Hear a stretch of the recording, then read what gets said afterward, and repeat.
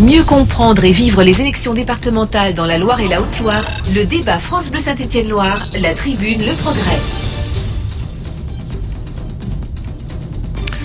Bonsoir à tous. Nous avons devant nous une heure pour faire la différence, une heure sur France Bleu, sur leprogrès.fr et sur TL7 pour que vous puissiez, vous, Ligériens, vous déterminer et savoir à qui vous allez finalement donner les clés du département pour les 6 années à venir. Aucun siège n'a été pourvu lors du premier tour, mais il y a une certitude.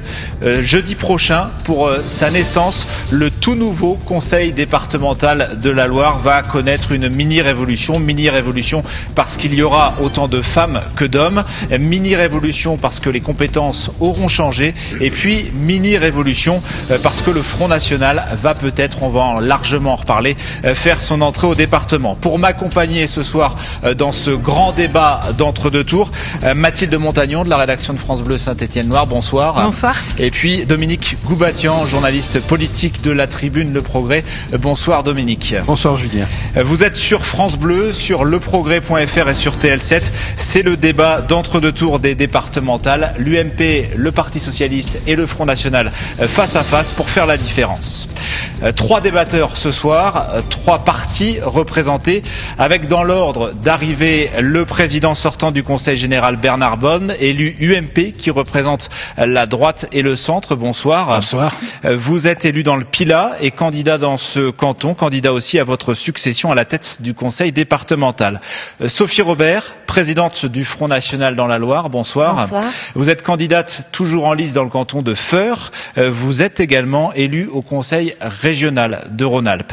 Et puis Jean-Claude Tissot pour le Parti Socialiste. Bonsoir. Bonsoir. Élu sortant aussi du canton de Néronde, candidat aussi dans celui du Coteau et chef de file de l'opposition. Tout à fait. Bonsoir à vous 3. Merci d'être présents. Merci à tous de nous suivre. Je vous rappelle simplement les règles du jeu de ce débat. Messieurs, dames, nous sommes dans un débat, donc vous avez le droit de vous contredire, mais quand nous considérerons, Mathilde, Dominique ou moi, que vos contradictions troublent la bonne compréhension du débat, nous permettrons de vous interrompre. Vous êtes chronométré, précision importante également, puisque le CSA nous demande une règle d'équité, non pas d'égalité. Ça veut dire que je répartirai la parole de manière équitable, mais qu'en aucun cas, à la fin de ce débat, il ne s'agira pour l'un ou l'autre de rattraper son retard. Alors, première question, messieurs, dames, sur les enjeux de ce deuxième tour, vos conclusions sur le premier aussi. Croyez-vous encore que le département peut basculer? On va parler de ça maintenant. Concrètement, que Bernard Bonne, ici présent, puisse être mis en difficulté et battu. Finalement, Mathilde Montagnon, dimanche soir du premier tour, tout le monde était content, tout le monde avait gagné. Effectivement, personne n'avait perdu, en tout cas dans les déclarations. La gauche n'a pas perdu, elle n'a pas pris la raclée annoncée. Ses candidats sont encore en lice dans 15 des 21 cantons de la Loire, en situation parfois délicate, mais ils sont toujours là. La droite n'a pas perdu non plus. Elle est arrivée en tête du premier tour dans 14 cantons et dimanche soir, ce sera probablement l'alliance UMP, UDI, Modem qui aura le plus d'élus à l'issue du second tour. Et puis, bien évidemment, le Front National n'a pas perdu non plus. Alors, même si c'est l'UPL, l'Union pour la Loire, qui a recueilli le plus de voix, si on regarde les partis et uniquement les partis, c'est le Front National, la première formation politique de la Loire. Il a recueilli plus de 30% des suffrages au premier tour. Jean-Claude Tissot, est-ce que vous pouvez encore prendre ce département? Ah oui, tout à fait. Ça va être compliqué quand même. Ça va être compliqué, c'est évident. On partait laminé. Vous nous aviez annoncé laminé. Les sondages nous pas nous plus que d'autres. Mais les médias en général nous disaient on risquait de grosses difficultés au premier tour. Ce qu'on constate, c'est qu'aujourd'hui on est encore là. Vous l'avez dit, présent encore sur 15 cantons. On a encore quelques jours de campagne. On a fait campagne durant cette dernière semaine et on espère bien convaincre. Bernard Bonne, président sortant serein sur d'être réélu. Serein, vous savez, moi j'attends toujours les résultats du deuxième tour et de voir comment ça se passera réellement. J'étais persuadé que le Parti Socialiste, enfin tous les représentants de gauche, ne seraient pas laminés. Je suis simplement surpris, effectivement, du score très élevé, trop élevé du Front National Premier dans ces parti élections. du département ou pas, Bernard Bonne? Tout dépend. Écoutez, moi je regarde au niveau départemental. Si on regarde au niveau des partis, effectivement, quand on divise tous les partis, je ne sais pas, à part le Front National, qui a un parti structuré, effectivement, avec des candidats uniquement inscrits dans leur parti. Mais c'est pas notre cas. Nous, c'est une union de la droite, du centre et des indépendants. On l'a fait pour le département. Je le redis, je m'occupe des élections locales et pas nationales. Sophie Robert, vous êtes représentante du premier parti du département, j'imagine, c'est ce que vous allez nous dire, mais vous avez une chance infime de le prendre, ce département.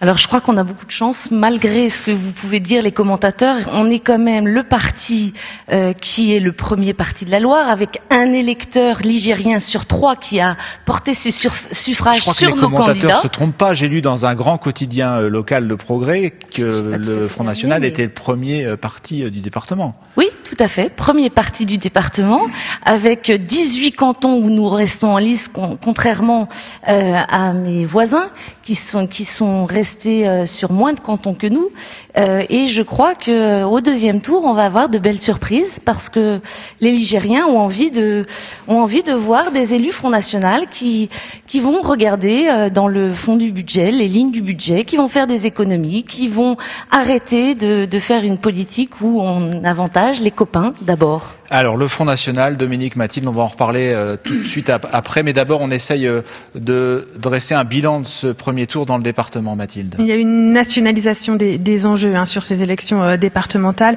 du côté de l'UMP, du côté du Front National. Il y avait ce slogan commun de carton rouge au gouvernement. Manuel Valls, du côté de la gauche, est également entré en campagne. C'est pas rien quand c'est un Premier ministre. Est-ce que cette nationalisation des enjeux vous a été préjudiciable ou est-ce qu'elle vous a aidé, Jean-Claude Tissot? Préjudiciable, je ne sais pas. Aider, je ne pense pas, parce qu'aujourd'hui, nous, le programme qui nous intéresse, c'est un programme départemental. On a décliné, comme disait Bernard Bonne tout à l'heure, un programme départemental de la même manière avec toutes les forces de gauche. Ça fait depuis plusieurs mois, nous sommes mis autour d'une table, je l'ai déjà dit, pour essayer d'établir un programme, d'élaborer un programme où tout le monde puisse défendre l'intérêt des Ligériens. Est-ce que les électeurs l'ont entendu, de ce programme? J'espère que oui, bien sûr qu'ils l'ont entendu, puisque on le disait, on a 15 candidats encore en lice, donc ils n'ont pas voté sur la tête des candidats. C'est véritablement, on l'imagine quand même, sur le programme qu'on peut décliner. Mais est-ce que vous regrettez justement que vos instances nationales, les uns et les autres, aient placé ces élections vraiment sur une bataille? Enfin, on se croirait déjà dans une campagne présidentielle, quoi. La croisade antinationale de Manuel Valls, par exemple. C'est un constat qu'on fait. En même temps, un Premier ministre, c'est quand même normal qu'il s'implique dans les élections du pays. Donc on peut quand même pas lui reprocher ça. Moi, ça me gêne pas outre mesure. Quand on voit le désamour du gouvernement de la part d'une bonne partie de l'électorat français, est-ce que ça vous a vraiment aidé? Eh bien, ça démontre de l'efficacité des candidats ligériens, puisqu'on reste quand même 15 en lice. Sophie Robert. Oui, je pense qu'effectivement, s'il y a eu une résonance nationale, c'est parce que les Ligériens n'ont pas envie de remettre en place ceux qui ont mis la France en péril. Ils n'ont pas envie de remettre, excusez-moi, ils n'ont pas envie de remettre la surveillance du poulailler aux renards. Et les renards, dans notre pays, c'est l'UMPS. C'est eux qui ont mis notre pays dans cet état-là. Et au niveau départemental, c'est la même chose. Ils ont envie d'une politique différente. Des responsables politiques comme Bernard Bonne ou d'autres présidents sortants de conseils généraux de gauche? Monsieur Bonne n'est pas de l'UMP? Il l'est. Monsieur Tissot n'est pas du PS? Il l'est. Ils sont les représentants de ceux qui ont mis notre pays dans cet état-là. Et au niveau du département, c'est la même chose. Est-ce que Madame Robert pourrait revenir au département et non pas parler du national? Eh bien, on va parler de la gestion du département, on va parler des économies qu'on peut faire et que vous n'avez pas faites. Donc vous sortez la boîte à promesses, mais il fallait le faire avant. Allez, la réponse de Bernard Bonne, Sophie Robert. Dans tous les tracts qui ont été présentés par le Front National, on n'a aucune vision du département de la Loire. C'est ce que vous avez eu envie de voir, monsieur. C'est le même tract pour tous les candidats. C'est le même tract dans tous les. Non, c'est le même tract pour tous les candidats. Oui, on parle des départements, mais pas du département de la Loire.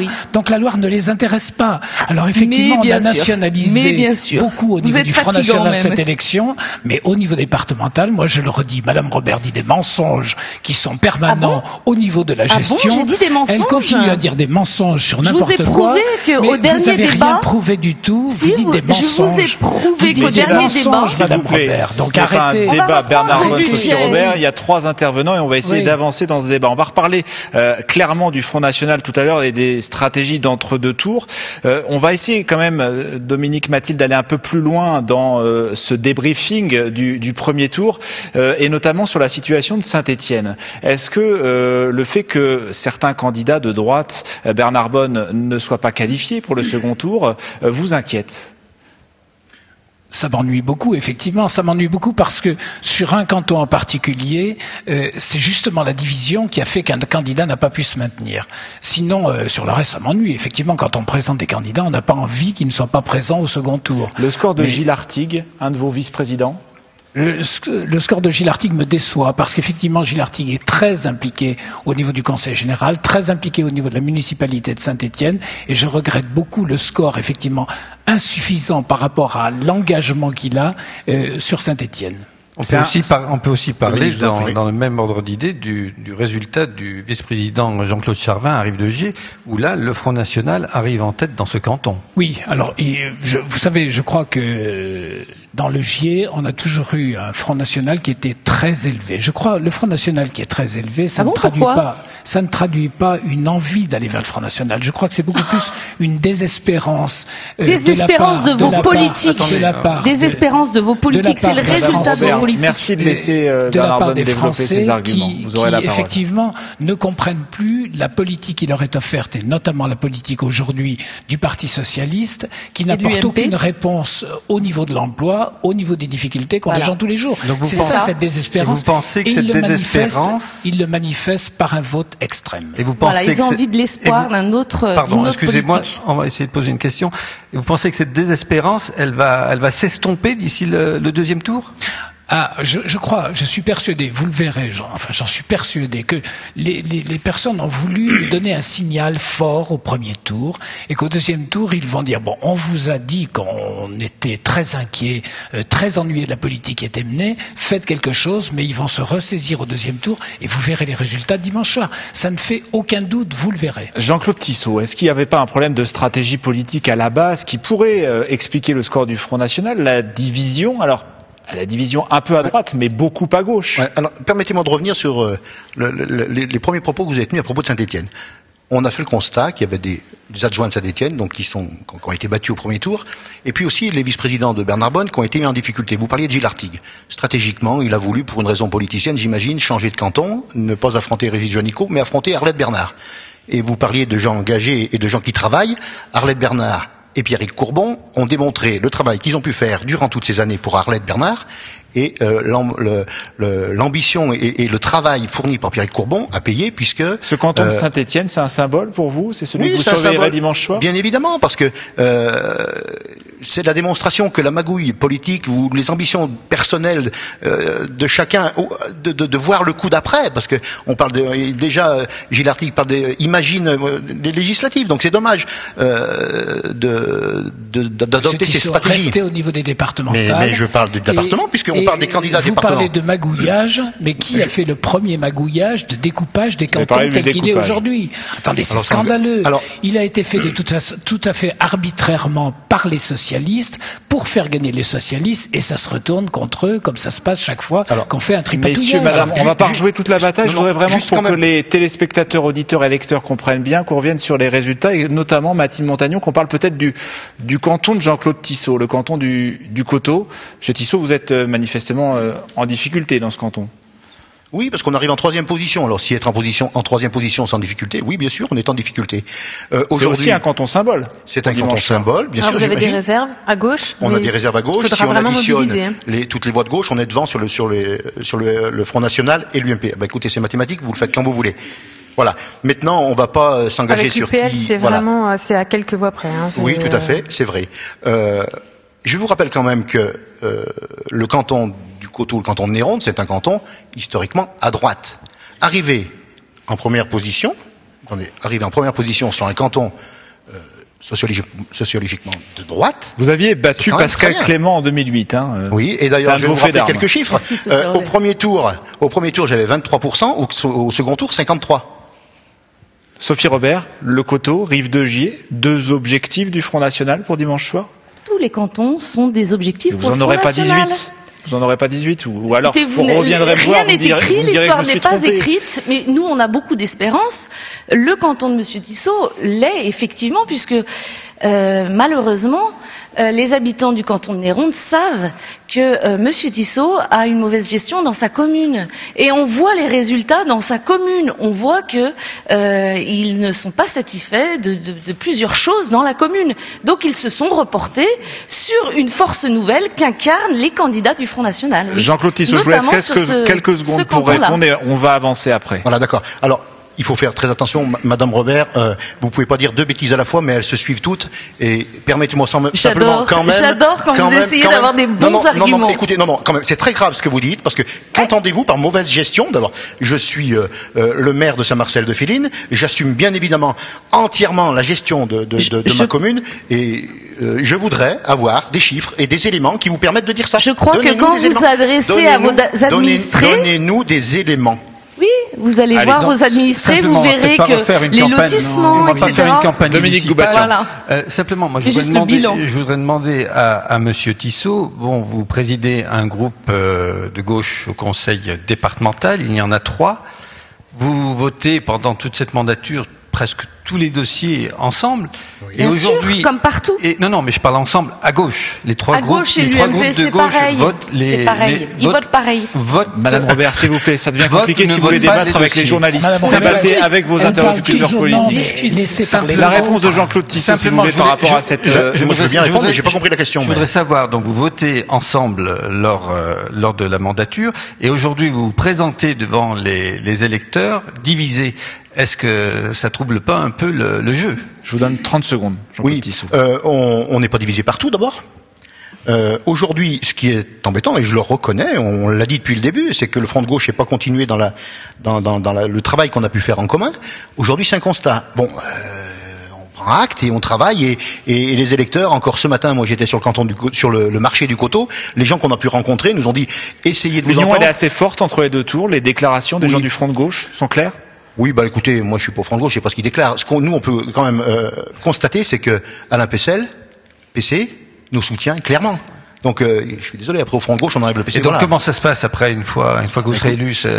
On va sur la division, vous allez faire un groupe? Bien sûr que non, bien sûr que non. Ah bah là, après, les groupes politiques, on verra une fois qu'on sera élu. Mais vous savez bien qu'il y a un groupe Front de gauche qu'on appelle, le groupe communiste, un groupe gauche démocrate et socialiste, et on va conserver ces entités-là. Parce que c'est aussi la richesse des groupes de gauche. C'est le débat d'entre-deux tours des départementales dans la Loire à suivre sur France Bleu, sur leprogrès.fr et sur TL7 en direct. On va s'intéresser plus précisément aux stratégies d'entre-deux tours par rapport au Front National dans un instant, avant de rentrer dans le vif des débats, de s'intéresser aux dossiers qui concernent la prochaine mandature.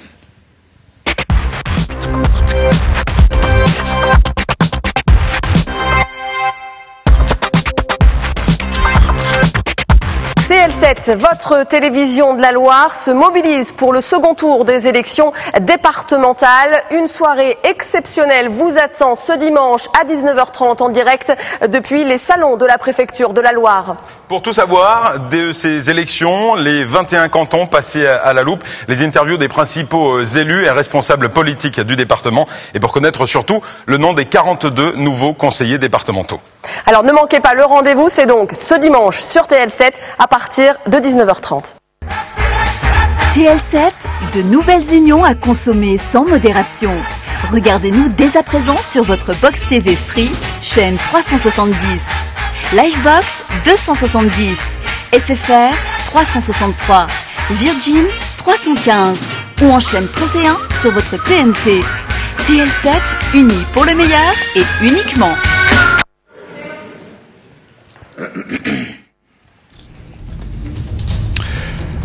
C'est le débat d'entre-deux tours des élections départementales dans la Loire. On parlera tout à l'heure des gros sujets qui vont faire la différence entre les différents partis.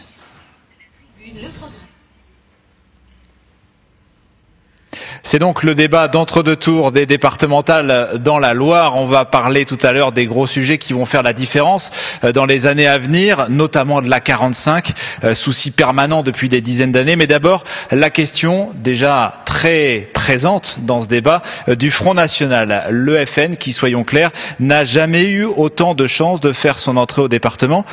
Dominique Gaubathian, si on prend les chiffres de dimanche, le parti de Marine Le Pen est le premier parti de la Loire. Est-ce qu'on a le droit de le dire ?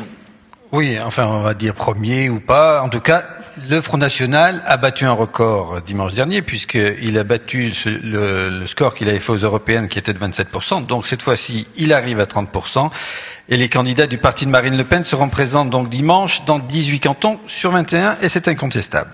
Ils participeront à 9 triangulaires et à 9 duels. Et après ce premier tour, la présidente du Front National ligérien ne cache pas ses ambitions en annonçant que le Front National peut remporter 3 cantons. Notamment, elle vise les 2 à Saint-Étienne et pourquoi pas celui de Firminy. Alors, messieurs, j'avais envie de vous poser cette question. Si les pronostics de Madame Robert s'avéraient justes, est-ce que l'arrivée des élus du Front National dans la future Assemblée, ça vous inquiète, Bernard Bonne ? Non, ça m'ennuierait beaucoup, mais ça ne m'inquiète pas. Ça ne m'inquiète pas dans la mesure où ce sont des élus qui seront démocratiquement élus par les habitants de la Loire. Ils entreront comme d'autres élus, et puis on le prendra en compte. Vous pourriez travailler avec Madame Robert, avec d'autres élus du Front National. Avancer, quand je dis travailler, c'est travailler sur des dossiers en commun, comme vous le faites peut-être avec M. Tissot. On le fait au niveau des commissions, on le fera obligatoirement au niveau des commissions, parce que la loi nous oblige à travailler en commission dans ce cadre-là. Mais bien entendu que si par malheur, le Front National arrivait au niveau du département, il ne ferait pas partie, dans la mesure où j'en assurais la présidence, il ne ferait pas partie, bien entendu, de l'exécutif. C'est évident. Vous dites si le Front National arrivait par malheur. Alors, je voudrais simplement que vous soyez très précis sur la question que je vais vous poser, en sachant comment vous souhaitez donc faire barrage au Front National, puisque vous souhaitez pas qu'il rentre au Conseil général? Alors, je le redis très clairement. J'ai dit aucune alliance, aucun accord de quelque nature que ce soit avec le Front National. Par contre, je ne donne aucune consigne de vote. Vous avez dit comme Nicolas Sarkozy, finalement. Attendez, non, je continue. Pas tout à fait. Je dis aucune consigne de vote. Je ne veux pas donner de consigne de vote parce que les électeurs sont tout à fait libres du choix qu'ils peuvent avoir. Oui, mais la parole du chef est importante. Alors, si moi, je prends mon cas personnel. Si je devais, par exemple, et je vais prendre un exemple, choisir entre Monsieur Juanico ici et le Front National, je voterai moi personnellement pour le PS. Et donc, monsieur, c'est une révélation, vous êtes de gauche, on laisse Monsieur Bonne aller jusqu'au bout de son raisonnement, vous aurez la parole après, Madame Robert. Lorsque Monsieur Tissot me dit que je ne prends pas de position particulière, je voudrais dire que la vraie position du Front républicain, dont il parle beaucoup, et sur lequel on nous donne des leçons de morale. Il y a 5 cantons dans la Loire, où le FN est en 2e position. Si on voulait vraiment faire un front républicain... Dont le canton du Coteau. Dont le canton du Coteau. Que le dernier ne se présente pas pour laisser plus de chance aux soi-disant candidats républicains. La réponse de Jean-Claude Tissot, est-ce que vous avez envisagé de vous désister? Oui, alors attendez. D'abord, je vous donne pas de leçon de morale. Je rappelle simplement qu'avant les élections, vous aviez tenu un discours plus clair avec le Front National. Pour ce qui me concerne, je crois qu'il est très clair ici. Quelle position vous donnez de façon générale? Vous avez dit votre position à vous. Vous n'appelez pas à voter, vous votez. J'appelle à voter les gens pour nous. Jean-Claude Tissot, avez-vous envisagé de vous désister en faveur du candidat de la droite? Au vu des résultats de dimanche soir, non, puisque vous êtes 3e. Oui, je suis 3e, mais les voix de gauche. On est majoritaire, Mais comptez même les abstentionnistes. Non, pourquoi? Bien sûr que non. Mais si, mais comptez. Bien sûr que non. S'il y avait 2 ou 3%, on se poserait la question. Mais aujourd'hui, on est à 30% les uns et les autres. Ça veut dire que vous prenez le risque, si on se situe de votre point de vue, de faire élire le Front National? Non. Mais si, enfin, je crois qu'il faut admettre que le vrai Front républicain, et je vais vous citer 2 exemples. Dans la Drôme. Il n'y en a aucun de vous deux, excusez-moi, qui est partant pour le Front républicain. Non, attendez, moi je suis prêt à faire si on m'avait proposé. Donnant. Mais on avait un seul candidat, nous, qui était à retirer sur les 5. Mais il y a eu des négociations, Bernard Bonne? Non, on ne m'a pas proposé. Dans la Drôme, il y a un candidat, un binôme UMP, qui s'est retiré dans ce cadre-là. Dans l'un, Monsieur Mazuir, le président du Conseil général socialiste sénateur, qui est sûr d'être battu dimanche, reste quand même en 3e position. Vous trouvez que c'est normal? C'est ça le Front républicain? On va donner la parole à Sophie Robert, si vous le voulez bien, parce que c'est important. Le Front National n'est pas présent dans 3 cantons de la Loire au second tour. Est-ce que vous avez des consignes de vote dans ces 3 cantons dans lesquels vous n'êtes pas présent? Je vais d'abord répondre à votre question, puis après je m'amuserai de la situation et de ce que j'ai entendu. Non, pas de consigne de vote. Nous, on ne donne jamais de consigne de vote. Nous, on est pour la liberté. On est pour la liberté des Ligériens, la liberté des Français, donc on ne va pas leur dire ce qu'il faut voter. Nous, on est un parti patriote. On n'est ni de droite, ni de gauche. Donc leur petite magouille, leur petit jeu, c'est assez amusant de les voir là se taquiner sur des choses qui n'intéressent personne. On voit juste qu'ils sont main dans la main et qu'ils n'obéissent qu'à une seule chose, un seul objectif. Non, sur les plateaux. Mais ils votent pareil dans les assemblées. On le voit à la région, on le voit partout. Ils votent pareil. À 97%, ils votent les mêmes choses. Donc ça, c'est juste pour le théâtre sur les plateaux de télé. Mais surtout, ils sont main dans la main, ils obéissent à un seul objectif et le même, c'est garder leur place et empêcher les élus FN de montrer la vérité de leur mauvaise gestion, la façon dont ils placent leurs copains, etc.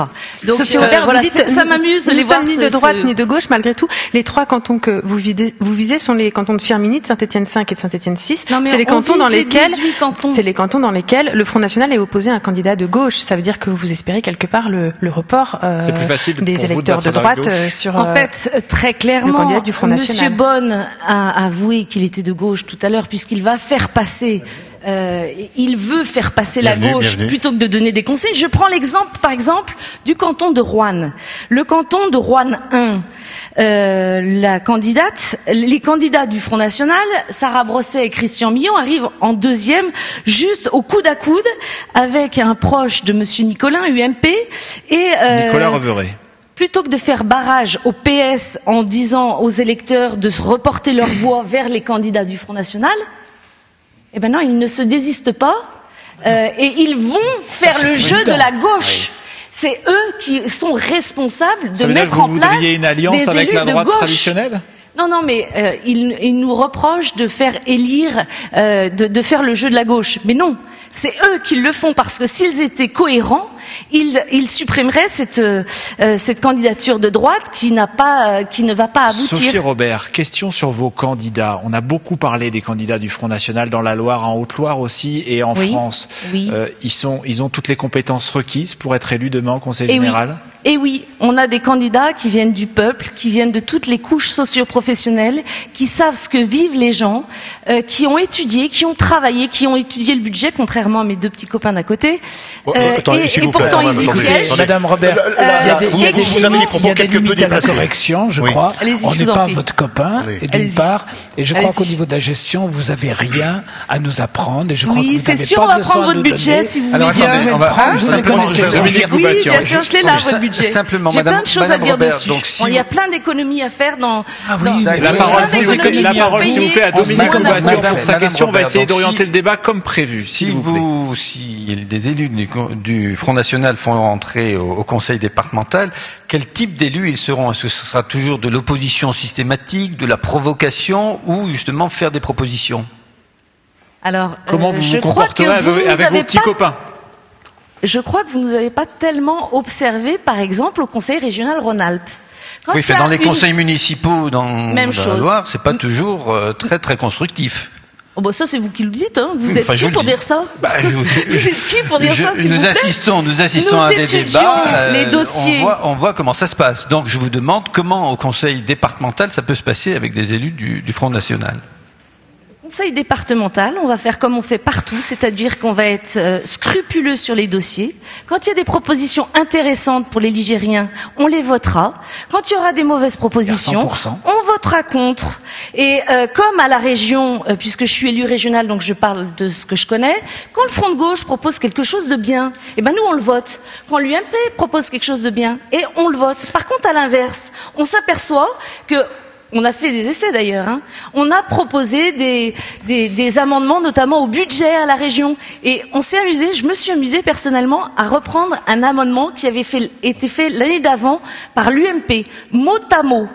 Ils ont voté contre. Ils ont voté contre. Ils ont voté contre. Alors que nous, quand il y a quelque chose de bon, on le vote parce que nous, c'est l'intérêt d'abord des payeurs. Et les payeurs, c'est les contribuables. Jean-Claude Tissot, vous pourriez travailler avec des élus du Front National au département? Non. C'est sûr. Non, deux remarques. J'entends que vous avez des candidats avec bien des compétences, mais oui. la compétence fondamentale, c'est de connaître un petit peu son instruction civique du CM2. Certains au coteau. C'est quoi cette insulte là? C'est pas une insulte, c'est l'instruction civique de base. C'est-à-dire que dire bonjour et tout. Non. Quand dimanche soir au coteau, quand on a été annoncé une triangulaire, votre candidate s'est tournée vers Mabilon pour lui demander ce qu'était une triangulaire. Donc expliquez-leur comment ça se passe. N'importe quoi. Écoutez, mais par contre, elle a été agressée par un maire. Elle a été agressée par un maire. Ça, vous le savez, un de vos copains. Par contre, moi, je voudrais quand même revenir sur un point avec le Front National et le Conseil départemental. Quelle est la mission première du Conseil départemental? C'est organiser les solidarités humaines et territoriales. Et vous voudriez confier la solidarité humaine et territoriale au Front National avec les propos qui tiennent? Pour moi, c'est simplement impossible. C'est tout simplement impossible. Impensable. Messieurs, dames, le débat continue. On va bientôt s'intéresser au dossier d'avenir du département. On a bien compris que si la gauche restait au département, que si le Front National faisait son entrée, les débats s'annonçaient animés pour les 6 années à venir. Mais sur quel dossier les candidats vont faire la différence dans les jours qui viennent? Peut-être sur la fameuse A45 qui doit coûter beaucoup d'argent. On voit ça dans quelques instants.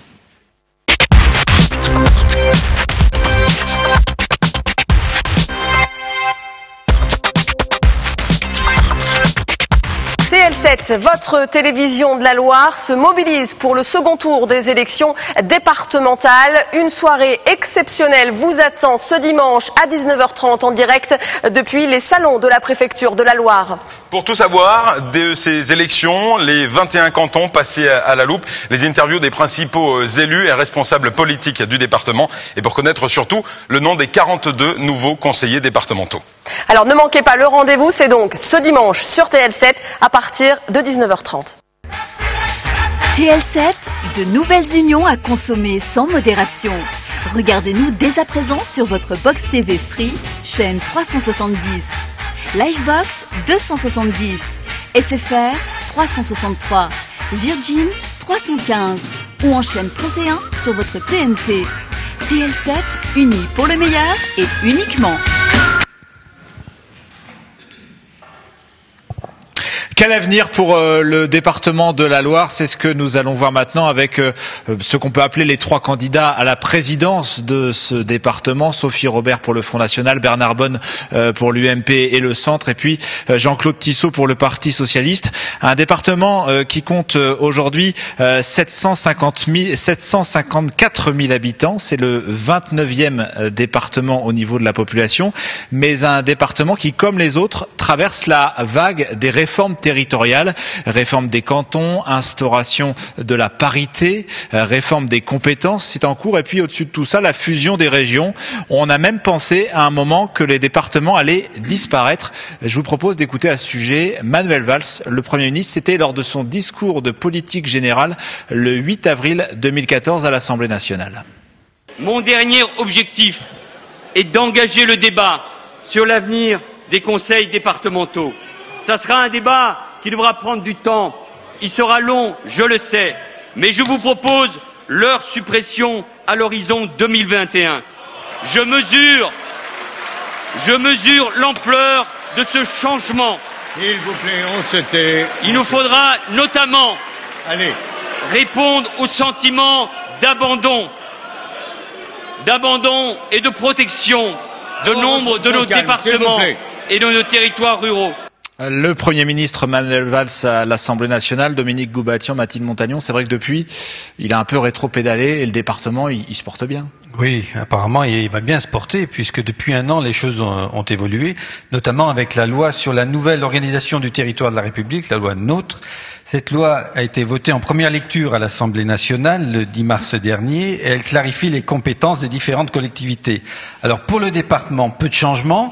S'il perd la clause de compétence générale, c'est-à-dire le fait d'intervenir dans beaucoup de domaines, il conserve les collèges, les routes, l'aide aux communes, le service d'incendie et de secours et bien sûr l'action sociale. Seules l'économie et les transports scolaires et urbains sont transférés à la région et encore des conventions décision pourrait être passée entre la région et le département pour veiller à la bonne organisation sur le terrain des transports, alors messieurs, j'allais vous dire, beaucoup de bruit pour pas grand-chose. Messieurs, dames, pardon, excusez-moi madame. Bernard Bonne. Oui, beaucoup de bruit pour pas grand-chose, puisqu'effectivement, on n'imagine pas demain les régions prendre, par exemple, le domaine des transports. Il faudra bien qu'il y ait une départementalisation de l'action qui sera coordonnée par la région, et ça je crois que c'est une bonne chose, mais on conservera bien sûr l'organisation locale de ces transports. Et puis sur l'économie, je crois que c'est une bonne chose. Je pense qu'on aura tous un rôle particulier au niveau de l'économique dans les départements, ou au niveau des régions, ou au niveau des agglomérations, mais qu'il y ait un chef de file qui coordonne et qui évite de toutes les pertes d'énergie, pertes d'argent, et surtout difficultés pour l'industriel de n'avoir qu'un seul interlocuteur. Là, on gagnera quelque chose. Là, c'est une très bonne chose. Sur le reste, on garde tout. Jean-Claude Tissot, la disparition du département, c'est fini, on n'en parle plus. Manifestement, oui. Moi, ce que je veux simplement souligner, c'est que c'est vrai que Manuel Valls avait fait cette proposition-là et démontré l'importance du débat qu'il y a pu y avoir et l'écoute qu'il a eu des élus locaux que nous sommes. Donc, vous l'avez fait plier. J'ai pas cette prétention, mais je pense quand même... Les élus, je pense que... Enfin, je sais pas si on peut parler de le faire plier, mais simplement, on a réussi à démontrer de l'intérêt de notre collectivité, quand on parle de notre collectivité. Mais on ne supprime toujours aucune collectivité. Il y a même un peu plus d'élus, si on fait le compte. Oui, mais ce qu'il faut... Parce qu'il y a plus de vous l'avez souligné, vous l'avez souligné. La réforme n'a pas été la meilleure. Au terme de cette réforme, qu'est-ce qui apparaît le plus clairement, c'est la clarification des compétences. C'est-à-dire qui fait quoi, vous l'avez dit. Le deuxième point qui apparaît pour ce qui nous concerne, c'est que le département s'en retrouve renforcé à travers ses missions premières, je le disais tout à l'heure, les solidarités. Ça, c'est une chose qui est quand même remarquable, c'est quand même bien, on peut s'en réjouir. Et après, c'est vrai, vous l'avez décliné, il y a une chose que vous avez oubliée, c'est les compétences croisées en termes de culture, tourisme et agriculture, entre autres. Ça, on pourra y aller à travers un chef de file, et ce qui est très très bien, puisque la région pourra donner une orientation, et nous, on pourra, nous, département, on pourra s'intégrer dans ce programme-là. Mathilde Montagnon. Sophie, Robert, est-ce que le département en sort renforcé selon vous ? Non, mais c'est de la blague. Vous voyez bien qu'ils vous racontent des choses qui sont main dans la main, encore une fois, mais qui vont pendant 6 ans détricoter, enlever petit à petit toutes les compétences du département pour le faire disparaître en 2021. Vous êtes candidate au département, vous êtes élue régionale, vous êtes spécialiste, si j'ose dire. À cette table, à avoir envie de défendre le département et à dire que c'est important qu'il y ait une proximité, que les élus du département, c'est les seuls qui vont pouvoir répondre et éviter cette désertification, notamment dans les zones rurales. Donc on ne supprime pas de collectivité pour vous? Ah mais non, mais vous savez bien que chaque fois qu'on rajoute des collectivités, on nous vend le projet, oui, il va y avoir des mutualisations, ça va être plus simple, plus clair, moins cher, mais la Cour des comptes ne se trompe pas. Elle dit chaque fois qu'il y a un regroupement de collectivités territoriales et une augmentation du coût de fonctionnement, c'est évident. Donc on ne change rien. Ah mais nous, on change tout. On change tout le système, on revient à ce qui marchait. Vous faites quoi, commune, département, État. Voilà. On supprime les régions. Et c'est une conseillère régionale qui parle. On supprime les régions. On supprime pas les régions. C'est remarquable, hein, vraiment. Vous supprimez. Et l'Europe aussi. Vous faites quoi, la région? Attendez, allez-y, oui, terminez. Donc, la commune, département, État. Voilà. Donc, on supprime les régions. Avec des élus départementaux qui se réunissent régulièrement, parce qu'il y a besoin de faire des projets régulièrement. C'est le conseiller territorial de Nicolas Sarkozy que vous nous proposez là. Non, pas tout à fait, puisque l'UMP a bien montré qu'il voulait cette réforme territoriale et il voulait la disparition du département. Et d'ailleurs, je voudrais juste revenir sur cette réforme. Vous avez quelques secondes, il faut qu'on avance, quelques Madame secondes. Robert. On nous dit que ça va nous coûter moins cher. Bon, déjà, dans le fonctionnement, on sait que ça va coûter plus cher. Ensuite, les indemnités des élus. Il va falloir ajuster les indemnités des élus d'Auvergne pour qu'ils soient au même... C'est la débat sur la fusion des régions. Par rapport à ça... Je ne mélange pas tout, c'est la même réforme. On va augmenter les indemnités des élus alors qu'on nous a fait croire que c'était le contraire. On va s'attaquer au dossier du département pour les années à venir. Chaque fois qu'on vient dans le fond du dossier, Tissot. on me coupe. Chaque fois que je veux parler d'économie, on me coupe. Jean-Claude Tissot. Merci.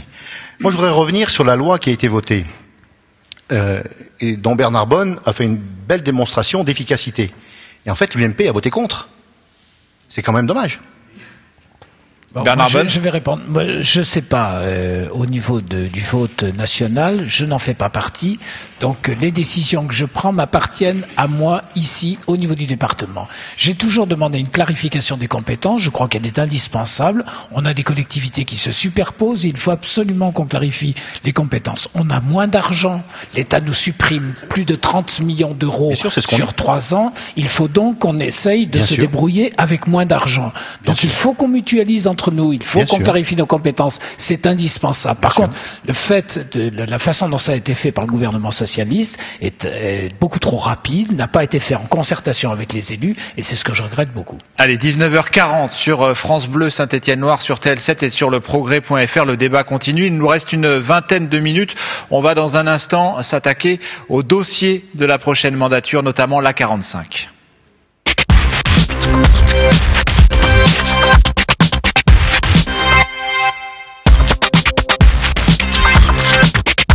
TL7, votre télévision de la Loire se mobilise pour le second tour des élections départementales. Une soirée exceptionnelle vous attend ce dimanche à 19h30 en direct depuis les salons de la préfecture de la Loire.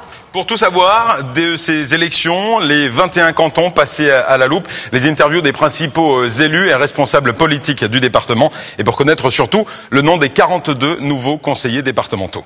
Alors ne manquez pas le rendez-vous, c'est donc ce dimanche sur TL7 à partir de 19h30. TL7, de nouvelles unions à consommer sans modération. Regardez-nous dès à présent sur votre Box TV Free, chaîne 370. Livebox 270. SFR 363. Virgin 315. Ou en chaîne 31 sur votre TNT. TL7, unis pour le meilleur et uniquement. Il nous reste une vingtaine de minutes maintenant et si vous le voulez bien, on va ouvrir les dossiers qui vont faire la une dans les prochaines années, dans les 6 prochaines années de la mandature, les dossiers du département. Le premier de ces dossiers chauds, Mathilde Montagnon, on n'en a pas tellement parlé dans cette campagne, en tout cas les élus n'en ont pas beaucoup parlé, c'est celui de l'A45 et de sa modeste facture. Ouais, et pourtant c'est un dossier important, le Conseil général pourrait débourser 211 millions d'euros pour financer cette A45 et pour autant la question n'a pas été mise au cœur de la campagne pour ces élections départementales. L'association de sauvegarde des coteaux du Jarret qui est opposée à l'A45 estime que c'est parce que vous êtes tous gênés aux entournures que vous avez décidé d'attendre que se passent ces élections départementales pour affirmer clairement vos positions. Alors Jean-Claude Tissot, est-ce que vous êtes gêné sur l'A45 ? Est-ce que vous avez une position claire ? Alors je suis absolument pas gêné et d'ailleurs sur France Bleu, une matinale, j'avais eu un propos très clair. Je pense que la 45, c'est un dossier compliqué et on peut pas dire oui ou non, on est pour ou contre, on paye ou on paye pas. Vous pouvez le reformuler ce propos, parce que je sais que... Voilà, alors je vais le reformuler très clairement. La 45, il faut d'abord se poser la question, est-ce que oui ou non, on a besoin de la 45 telle qu'elle est prévue aujourd'hui ? Moi je dis que non. On doit améliorer la 47 qui est en place. Il y a des solutions techniques, technologiques qu'on peut mettre en place. On peut pas avoir 1000 discours. Donc vous ne financerez pas la 45 alors après, juste, bien sûr, je vais y venir, mais on peut pas avoir 50 discours, il faut une cohérence dans la politique départementale. On peut pas vouloir défendre l'agriculture paysanne, l'agriculture périurbaine, et en même temps écraser quelques centaines d'hectares pour faire une autoroute. Je pense que faire une autoroute, donc vous êtes résolument contre la 45, telle qu'elle est définie aujourd'hui. Moi, je suis pour l'aménagement. Ça fait des décennies qu'on parle de ce dossier. Oui, mais justement, aujourd'hui qu'elle est sur le point d'aboutir, vous dites non, on n'en veut plus. Mais un dossier soutenu par des élus de gauche. Mais je vais en parler là à ce niveau-là. Parce que c'est quand même c'est très clair. Aujourd'hui, il faut améliorer les conditions de trafic entre Saint-Étienne et Lyon. Mais stratégiquement, est-ce que vous l'avez dit suffisamment fort ? Parce que quand on regarde le résultat des Verts dans les cantons de Saint-Chamond, de Rive-de-Gier et de Sorbier, qui ont fait des scores assez élevés et des voix qui vous ont manqué pour vous qualifier au second tour et qui ont fait campagne contre la 45. Si nous avons les responsabilités au Conseil général, au Conseil départemental de la Loire, nous ne financerons pas la 45. C'est-à-dire qu'il ne la ferait pas. nous ne ferons pas la 45, et d'ailleurs je ne vais pas en porter seul la responsabilité, parce que quelle collectivité, même l'État, personne n'est capable de mettre 1,2 milliard d'euros sur la table. Bernard Bonne, c'est une nouveauté parce que vous étiez main dans la main avec la gauche jusque-là, et notamment avec l'ancien maire de Saint-Étienne, Maurice Vincent. C'est un problème qui n'est pas de droite, ni de gauche, ni du centre, ni de tout ce qu'on voudra. C'est un problème. En l'occurrence, la gauche est contre. Alors non, c'est pas la gauche. Attendez, c'est Jean-Claude Tissot. Non, attendez, laissez-moi parler. J'ai parlé. Laissez-moi finir. Je suis parti plusieurs fois. On parle du département, on parle de la gestion du département. Plusieurs fois avec Maurice Vincent pour défendre ce dossier. Je ne crois pas que Maurice Vincent soit de droite.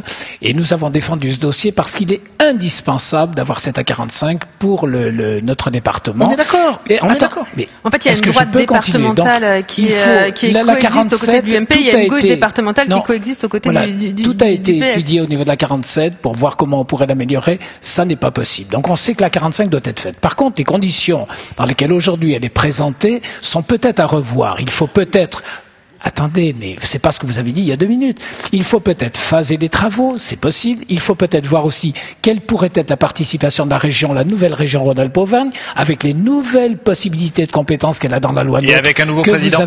Et peut-être avec un nouveau président, mais ça vous l'avez pas lu, parce qu'il y a des évolutions quand même dans la possibilité au niveau de la région. Il faut qu'on entende Madame Robert sur la 45. Et je crois que la 45 est vraiment le dossier le plus important sur le plan du développement économique et du développement de tout le sud de la Loire. Donc il est indispensable de continuer à travailler dessus. Bernard Bonne essaye de financer malgré les difficultés et peut-être en avec sectionnant les travaux. Il faut qu'on entende Madame Robert. Oui, d'accord. Il faut qu'on entende Madame Robert sur tous les sujets. C'est la démocratie, on est là pour la respecter. Sophie Robert, aux affaires, au département, vous financez cet A45 ? Alors, nous, on mesure bien qu'effectivement, il y a des nuisances quand on construit une autoroute. Tout le monde apprécie quand même de pouvoir circuler correctement, et pour l'instant c'est pas le cas. C'est même insupportable d'aller à Lyon régulièrement. Je suis bien placée pour vous le dire. On n'aime pas, personne n'aimerait voir l'autoroute passer dans son jardin. Ceci dit, l'autoroute semble indispensable, mais par contre il y a quelque chose de certain, c'est que ce n'est pas aux collectivités locales de financer ces grands projets structurants, ces grands équipements structurants que sont les autoroutes. Donc bien sûr que si nous prenons le département, nous ne financerons pas cette autoroute pour plusieurs raisons. Un, c'est pas de la compétence, et deux, c'est l'État qui doit prendre en charge ses responsabilités. Et deuxième chose, il faudrait aussi, et je pense que ça aurait dû être fait depuis 30 ans qu'on parle de ça, avoir une cohérence aussi avec les élus lyonnais. Parce qu'en fait, on va faire une autoroute qui va coûter très cher à ceux qui vont y passer. Je ne vois pas quel Ligérien aura envie de payer 10 € aller-retour pour aller bosser à Lyon, parce qu'il n'y a pas assez de travail dans la Loire, et qui se retrouvera arrivé à l'entrée de Lyon avec les mêmes bouchons avec le tunnel de Fourvière. Donc je crois qu'il y a beaucoup de travail à faire quand on arrivera au département. Si nous prenons le département, voilà une discussion importante qu'on verra avec les élus lyonnais. Dominique Goubatian sur la 45, après on va tourner la page. Est-ce qu'en disant oui à ce dossier, le gouvernement vous a pas fait en fait un cadeau un peu empoisonné en disant bon oui mais c'est vous qui payez? Non, le gouvernement effectivement a dit, et il avait dit au niveau des collectivités, on ne le financera pas tout seul, et comme toutes les nouvelles infrastructures aujourd'hui, il demande aux collectivités d'en payer la moitié. Et les collectivités se le partagent. Elles peuvent se partager en 2, en 3, en 4, en plusieurs. On a un chiffre aujourd'hui qui correspond à la totalité de l'autoroute A45. On doit rediscuter. J'ai voulu, avec Monsieur Vidalis, arrêter la discussion il n'y a pas longtemps en disant c'est pas à moi de prendre une décision aujourd'hui ni à notre Assemblée, c'est la future Assemblée qui pourra la prendre après avoir discuté, après avoir regardé. Est-ce que Bernard Bonne, c'était pas la bonne occasion, les élections départementales, de demander aux Ligériens leur avis, d'en faire un vrai thème de campagne? Ah, vous savez, si on demande l'avis des Ligériens, jamais on ne demande jamais l'avis de ceux qui payent. Non, mais comme on l'a dit tout à l'heure, vous aurez automatiquement tous ceux qui sont concernés, qui seront gênés par l'autoroute, c'est évident, qui diront non. Tous ceux qui utilisent l'autoroute aujourd'hui, la 47, diront bien sûr qu'il la faut. Tout le secteur économique nous l'a dit. La CCI, écoutez, la CCI nous l'a dit il n'y a pas très longtemps. Je crois que l'économie annuelle, ou les pertes annuelles, comme on voudra, aujourd'hui dues à la 47, sont de l'ordre de 500 millions d'euros par an. Il faut en tenir compte. Jean-Claude Tissot, dernier mot sur la 45. Juste une remarque. La 89, aujourd'hui, à la gare de péage de Balbigny, c'est 1000 véhicules par jour. Ça veut dire c'est rien. Et puis juste une remarque, pourquoi les autres collectivités ne mettraient pas la main à la poche si véritablement les collectivités devaient payer? Et un dernier chiffre, le barreau Neuilly-Balbini, qui manque pour la 2 fois 2 voies entre Roanne et l'autoroute, c'est 50 millions d'euros. On n'arrive pas à les trouver. 50 millions d'euros. Là, l'État. Et là, on nous demande de trouver 211 millions d'euros. Et combien coûte un collège? Combien a coûté le collège de Vauche? C'est plusieurs collèges qu'on va devoir vendre pour financer. Monsieur Tissot, vous avez une vision toute petite à très court terme. Non, pas du tout. Et je crois heureusement que la gauche et la droite se sont unis pour avoir une vision. Non, nous sommes responsables. Messieurs, madame, on va tourner la page. La 45, on l'a compris, c'est un dossier qui va encore déchaîner les passions dans les années à venir dans le département et notamment à l'Assemblée départementale. Autre dossier, Mathilde Montagnon, dont nous voulions parler ce soir, celui de l'aéroport d'Andrézieux-Boutellon. Il y a aussi une vraie différence là. L'aéroport a été créé en 1962. Actuellement, il est géré par la CCI, Saint-Étienne Métropole, les agglos de Loire-Forêt, des Pays de Saint-Galmier et bien sûr par le Conseil général. La CCI envisage de se désengager pour des raisons financières. Et effectivement, l'aéroport coûte cher aux collectivités, 1 200 000 € rien que pour le département de la Loire pour l'année 2015. Est-ce qu'on a les moyens de conserver sous perfusion en quelque sorte cet aéroport, Bernard Bonne? Effectivement, d'abord, c'est pas la CCI qui le gère aujourd'hui. La CCI le gère par délégation du syndicat mixte, le syndicat mixte présidé par le Conseil général et par moi-même. Je crois qu'au niveau de l'aéroport, c'est très clair. À une époque, on payait un déficit, toutes les collectivités payaient un déficit avec la CCI, mais on ne payait que le déficit sans discuter effectivement de l'avenir de l'aéroport. Aujourd'hui, dans le cadre du syndicat mixte, on discute ensemble de cet avenir de l'aéroport. Il y a eu des erreurs qui ont été faites quand même. Je crois qu'il y a eu une non-participation des collectivités qui était préjudiciable. Aujourd'hui, on aura dit, on veut bien rentrer dans le syndicat mixte, être partie prenante, mais on veut être propriétaire des terrains. Parce que là aussi, c'est lié. Vous en avez racheté d'ailleurs une partie récemment. La totalité. Parce que c'est lié à la 45. Si demain, on a la possibilité de rejoindre directement Saint-Exupéry, la 47 sera beaucoup plus facile d'accès et on n'aura peut-être pas besoin de cet aéroport. Il est bien entendu hors de question de continuer à garder cet aéroport dans la mesure où il nous coûte le prix qu'on a aujourd'hui et le prix qu'il risque de coûter demain beaucoup plus important que celui d'aujourd'hui. Je crois qu'il faudra avoir le courage de le dire, de le faire, de prendre cette décision, de le garder en aérodrome parce qu'il sert sur le plan économique. Mais je crois que là aussi, il faudrait avoir des réponses sur le plan économique par rapport à la 45. Et je pense fermer, que là, Sophie Robert, l'aéroport d'Andrézieux-Boutellon. J'écoute Monsieur Bonne qui discute, c'est bien, mais pendant ce temps, les contribuables, c'est eux qui payent cet aéroport qui ne leur sert à rien. Et pour le les coup, entreprises. Il envisage de le fermer, Bernard Bonne. Oui, il envisage. Il serait temps parce que c'est à perte. Vous l'avez dit tout à l'heure, c'est sous perfusion, comme un acharnement thérapeutique depuis des années. Nous prenons l'euthanasie pour l'aéroport parce qu'il n'y a pas de raison que les Ligériens continuent à payer par leurs impôts quelque chose qui ne leur sert à rien, ni pour le tourisme, ni pour les entreprises. Donc voilà, je pense finalement que oui, enfin nous on l'aurait fait avant. Tissot, est-ce qu'il faut transformer on n'aurait pas gaspillé comme ça dans des déficits pas possibles.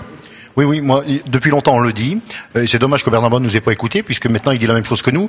Il est inadmissible qu'aujourd'hui on mette 1 200 000 € à l'aéroport, parce qu'à chaque fois on le met dans un trou. Nous, ce qu'on a proposé, c'est justement un budget constant. Vous l'avez pas fait avant tous. Eh ben, je suis désolé, mais on n'a pas encore la présidence du Conseil général.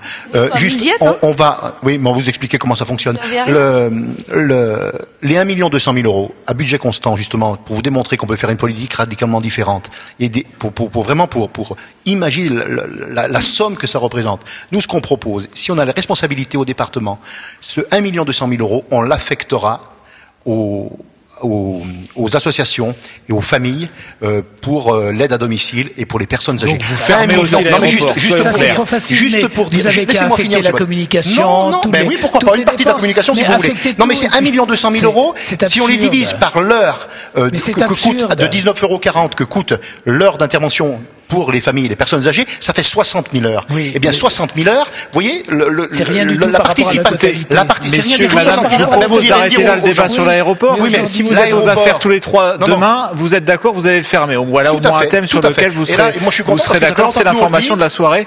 L'aéroport d'Andrézieux-Boutellon a manifestement de courts jours devant lui. Moi, je suis très heureux parce que ça fait longtemps qu'on le dit et je suis content que Bernard Bonne se rallie à nos propos. Dominique Goubatian, on va parler du cœur de la compétence. S'il vous plaît, messieurs, dames, il nous reste peu de temps, il faut qu'on soit discipliné. Le cœur de la compétence du Conseil général, c'est l'accompagnement social. Est-ce qu'il y a une différence entre droite, gauche et extrême droite sur ce sujet-là ? Je sais pas, sans doute, mais en tout cas, c'est une enveloppe importante. Le budget du Conseil général en 2015, c'est 766 millions d'euros. Et dans cette enveloppe globale, il y a 447 millions d'euros qui vont aux affaires sociales, avec comme notamment les personnes âgées, les personnes handicapées, la petite enfance et sans oublier les actions d'insertion. À ce sujet, le département distribue le RSA, l'ex-RMI, à 16 000 allocataires, soit près de 82 millions par an. Alors justement, j'ai entendu l'autre jour lors d'une réunion publique de Monsieur Bonne une candidate qui disait il y a de l'argent de ce RSA qui part un peu dans la nature, il faudrait le récupérer. Ce qui veut dire qu'il y a des fraudes dans ce RSA et comment récupérer justement cet argent dont elle parlait. Alors, il y a des fraudes, comme partout, il y a toujours des fraudes, et je crois qu'on essaye justement de les corriger au maximum. Je rappelle que le RSA, c'est une compétence obligatoire, on s'en passerait bien, et qui est géré qui est payé par le Conseil général, mais géré par les caisses d'allocation familiale. Donc, on ne peut intervenir qu'après, lorsque les éléments ont été donnés à la caisse d'allocation familiale, elle paye le RSA, et après, nous, on essaye de mettre en place des contrôles avec elle, et quelquefois en dehors d'elle. Est-ce qu'il y a une vraie politique dans la gestion du RSA et des autres prestations sociales? Des autres, c'est-à-dire? Est-ce qu'il y a une différence entre ce que vous faites aujourd'hui et ce que pourrait faire M. Tissot ou ce que pourrait faire Mme Robert? Je sais pas, mais je vous dis ce qu'on fait. On me demandait si on contrôlait. On sait qu'il y a des abus. On sait qu'il y a, à la marge, et c'est pas très important, mais il y a des personnes qui profitent du système comme de tous les systèmes. On essaie de les corriger au maximum. Je suis persuadé que personne ne pourra prétendre demain de régler à 100% tous les problèmes de fraude. Sophie on Robert, essaye d'aller au maximum. Sur cette question des allocations sociales, enfin des minima sociaux gérés par le département. Alors bon, ça m'amuse d'abord de voir que effectivement nos thèmes de campagne sont repris par l'UMP à côté de moi. Nous, on veut effectivement faire des économies sur le budget. J'ai pas pu détailler tout à l'heure, mais donc on a analysé le budget, on a vu qu'il y avait des possibilités dans la gestion, dans plusieurs lignes du budget. Dans les voyages. Monsieur Bonne, s'il vous plaît, vous avez beaucoup d'avance sur vous. On va peut-être rester sur le social. On va peut-être rester sur le social. Madame Robert, développez s'il vous plaît votre argumentaire. Pour pouvoir augmenter notamment l'APA. C'est-à-dire vous réduisez les allocations au RSA pour... pas du tout. On n'a pas cette compétence-là. Mais plus pour les personnes âgées. On fait des économies sur certains points du budget. Moi, j'ai le budget ici. Il y a plusieurs lignes qui peuvent. Donc les économies sur l'aéroport, vous les reversez sur l'allocation personnalisée à l'autonomie. Par exemple, mais c'est surtout des économies dans le fonctionnement, dans le fait qu'on emploie toujours des cabinets d'audit, alors qu'on a des services qui sont très capables. Mais je pense que Monsieur Bonne ne fait pas confiance à ces fonctionnaires territoriaux. Il y a des choses comme ça qui peuvent être réduites sur plein de lignes du budget. J'avais pris un exemple l'autre jour, mais j'ai vite été coupée parce qu'en fait, ils connaissaient pas bien leur budget. Je disais qu'on pouvait réduire les voyages, la ligne 62-51. C'est pas l'ordre du jour, Madame Robert, s'il vous plaît. Et il nous reste très peu de temps. Ils veulent dire que je suis pas compétente. J'ai rien dit du tout. J'ai pas dit que vous étiez pas compétente. Je voudrais juste donner la parole à tout le monde sur ce sujet-là et notamment à Monsieur Tissot.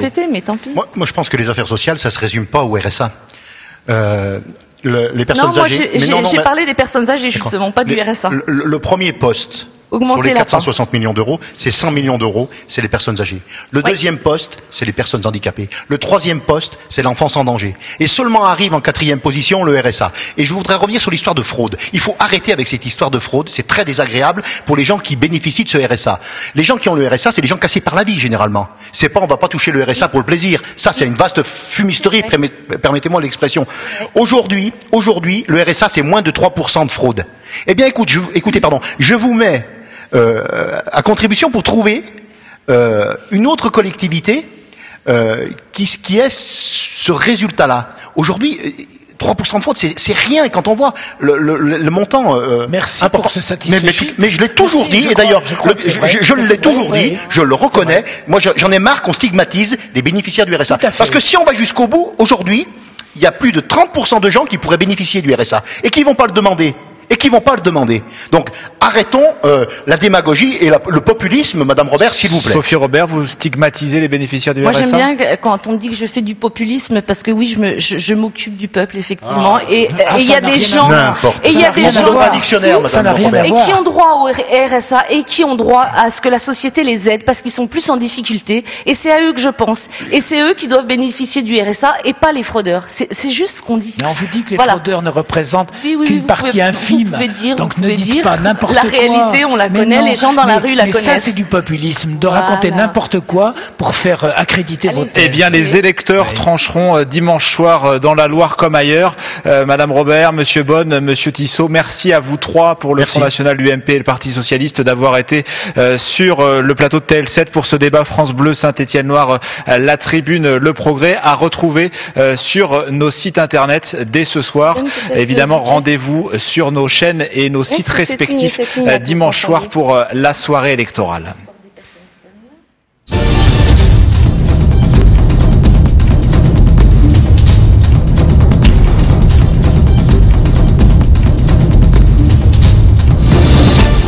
Mieux comprendre et vivre les élections départementales dans la Loire et la Haute-Loire, le débat France Bleu Saint-Étienne-Loire, la Tribune, le Progrès.